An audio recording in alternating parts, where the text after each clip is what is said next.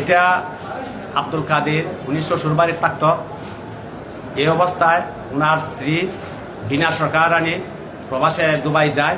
Dubai যাওয়ার পরে ওনার মার কাছে ভিকটিম মাজেদার কাছে টাকা পয়সা পাঠাইতো এবং তার কাছ থেকে শাশুড়ির কাছ থেকে আব্দুল কাদের আজকের যে আসামি সাজাপ্রাপ্ত সে খরচ নিত। এই নিয়ে শাশুড়ির সাথে তর্ক বিতর্কের এক পর্যায়ে প্রায়ই হইতো। এক পর্যায়ে ওই দিন ঘটনার দিন তর্ক বিতর্ক এক পর্যায়ে ওনাকে ধারালো অস্ত্র দিয়ে আঘাত করে ওনাকে হত্যা করে। অতিরিক্ত জেলা ও দায়রা জজ আদালত আদালতে আজকে দায়রা 376/12 এই মামলাটি রায়ের জন্য ছিল, কিন্তু একমাত্র আসামি আব্দুল কাদের পলাতক থাকা অবস্থায় আজকে বিজ্ঞ আদালতে আমরা রাষ্ট্রপক্ষে 14 জন সাক্ষী আমরা বিজ্ঞ আদালতে উপস্থাপন করতে সক্ষম হয়েছি এবং মামলাটি আমরা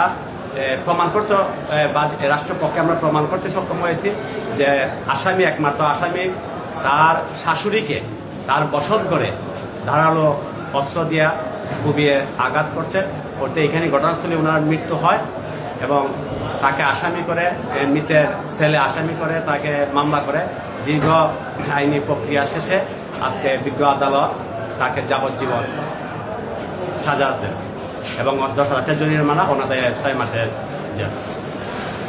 আমরা রাষ্ট্রপক্ষ তো মামলা আমরা প্রমাণে সক্ষম হয়েছি এবং আমরা সন্তোষজনক এবং আমরা আশা করি বিচার প্রার্থীর মানুষ দ্রুত মামলাগুলো নিষ্পত্তি করার জন্য আমরা বিভিন্ন মাধ্যমে এজেন্সির মাধ্যমে আমরা সাক্ষী দ্রুত আনার চেষ্টা করছি।